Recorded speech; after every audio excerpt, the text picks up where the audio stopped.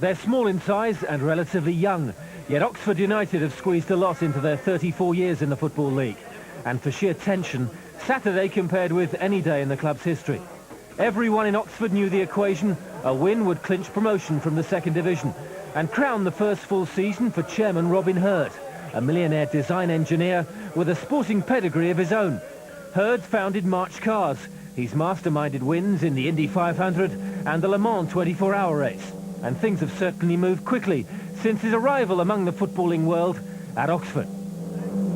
They're not quite as vociferous, shall we say, at Formula One races, but they're as supportive. And it's in many ways the same, many ways different. I mean, there's so much money for a start riding on it. But today it never occurs to you. And all you want to do is win, which we ought to. The chairman's beaming confidence was certainly mirrored around the manor ground. Oxford were the league's form team. From a place on the fringe of the playoffs a few months earlier, Oxford had won 13 games in 16 to move into the second automatic promotion place. Yet for all their vigour and commitment, they couldn't capitalise on their first half domination. Even Joey Beauchamp, Oxford's inspiration during their wonderful run, looked nervous. 5 minutes before half-time, Paul Moody engineers another wonderful opportunity. But his striking partner David Rush somehow shot over from just 6 yards out.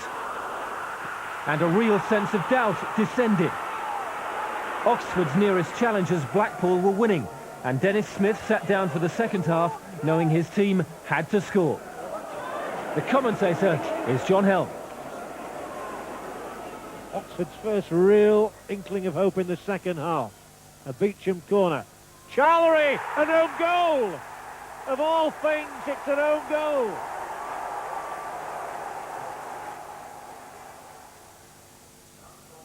Moody. That was nicely done, and here goes Rush. Who's been one of the better players for Oxford. Here comes the cross. Hook back across the face of goal. Moody with the header. 2-0, and that's the one, maybe, to send Oxford up.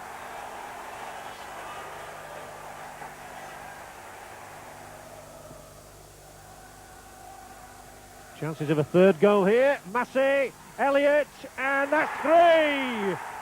And the party can begin. Peterborough torn apart. 2 goals in 2 minutes from the two big men.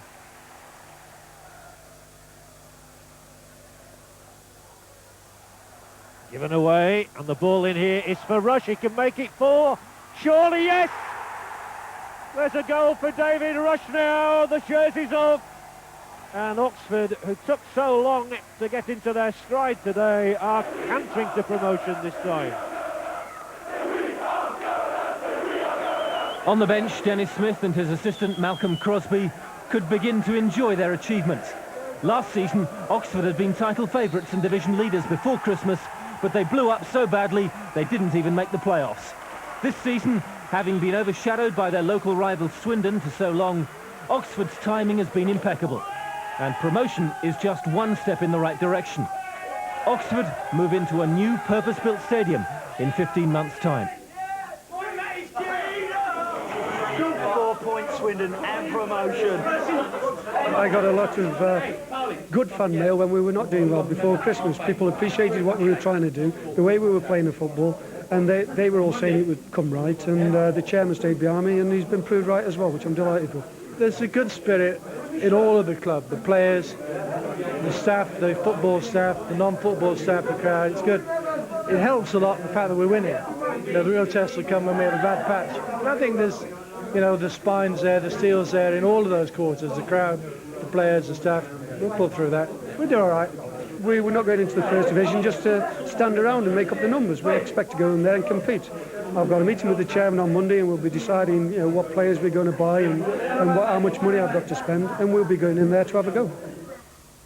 That's it for part 1. Coming up, we'll resolve all the other promotion and relegation issues in Divisions 2 and 3, and we relive one of the most dramatic finales there's ever been to a Football League season. Join us after the break.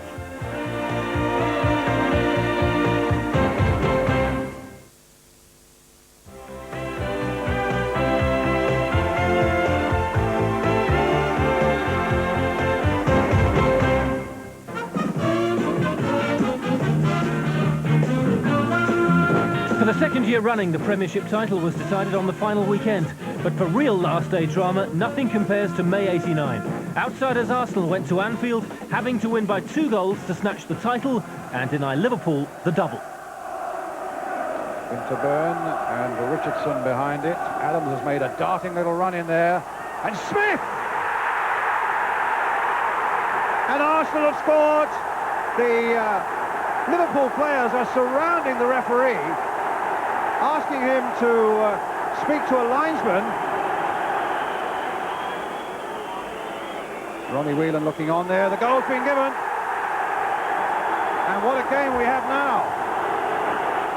Adams is after his man, but Barnes will not be denied. Yes, he will, by Richardson, moment ago, down and injured. Arsenal come streaming forward now in surely what will be their last attack. A good ball by Dixon, finding Smith. For Thomas, charging through the midfield. Thomas, it's up for grabs now. Thomas, right at the end. An unbelievable climax to the league season. Well into injury time, the Liverpool players are down, absolutely abject. Aldridge is down, Barnes is down, Dalglish just stands there. Nichols on his knees, McMahon's on his knees. Suddenly it was Michael Thomas bursting through. The bounce fell his way. He flips it wide of Grobbelaar. Set the final whistle. Arsenal, the champions. A momentous occasion this for Arsenal, coming here requiring a 2-goal lead and snatched it in the most dramatic fashion in the last minute of the game.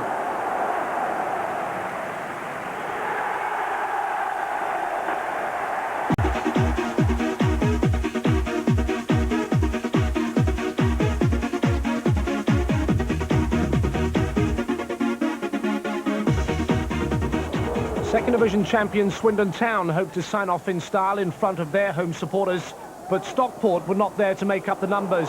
Keeper Neil Edwards enjoyed an outstanding game. Steve McMahon rates this success as greater than anything achieved during his playing days with Liverpool and England.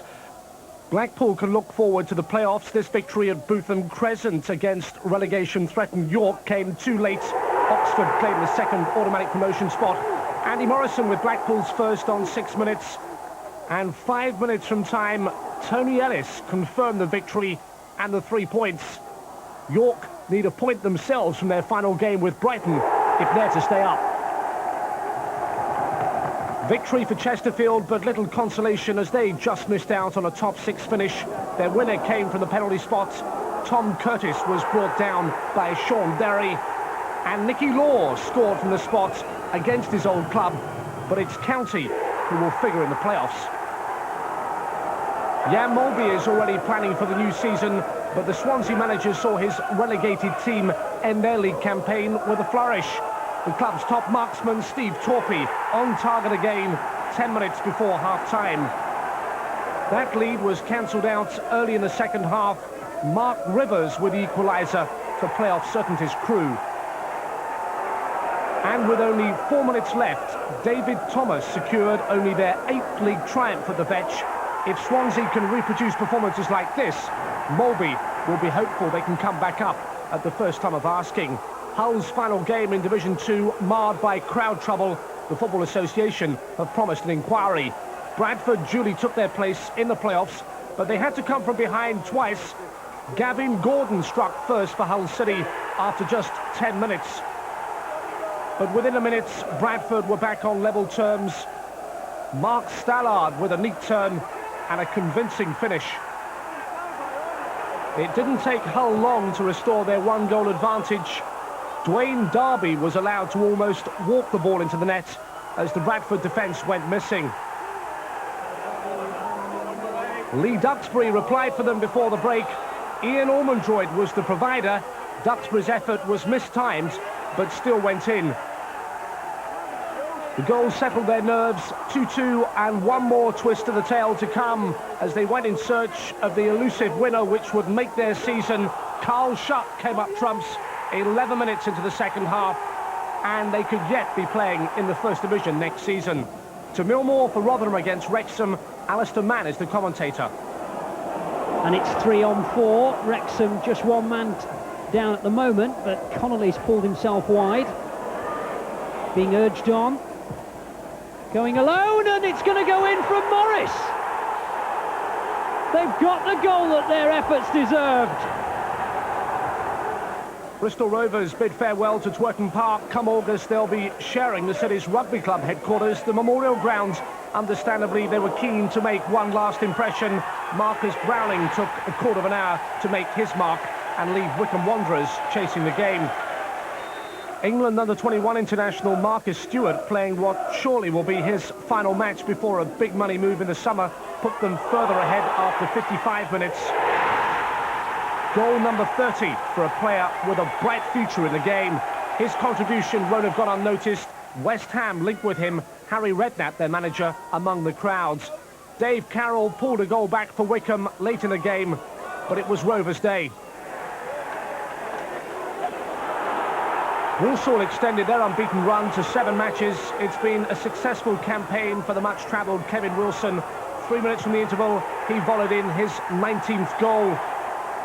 And it was a memorable afternoon for the YTS player, Michael Ricketts, who came on off the subs bench to score Walsall's second. Brighton supporters once again demonstrated against Chief Executive David Bellotti. They blame him for the club's demise. Brighton, of course, already relegated, managed an impressive late strike from Stuart Mile. Their fixture list not yet complete. 1 game to go against York City. Carl Asselberg was the star of the show at Griffin Park as Brentford won this mid-table meeting. His 50th minute header handed them the initiative, and he went on to double their lead. Bob Taylor set up the opportunity with this determined run, and Asselberg enhanced his growing reputation.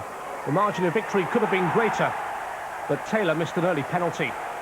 Adrian Heath was handed the responsibility of maintaining Burnley's second division status. He achieved that aim. There are signs that his Turf Moor revolution is taking shape. Paul Weller with a simple opener after a quarter of an hour. Shrewsbury, who find themselves in the lower reaches of the table, having flirted with relegation, were back in the match just before half-time through Ian Stevens' headed goal. But 18 minutes from time, Mark Winstanley ensured Burnley finished their league programme 6 points clear of the drop zone and with plenty to build on over the coming months. Carlisle, though, still don't know where their future lies. It hinges on the result of York's match with Brighton, which is still to be played. They held their cause with a home win at the expense of Bristol City. Paul Conway put them ahead in the 10th minute.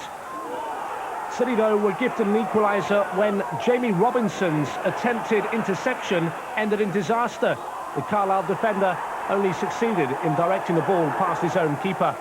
5 minutes later, Carlisle were back in front as their opponents conceded an obvious penalty. Steve Hayward made no mistake with the spot kick.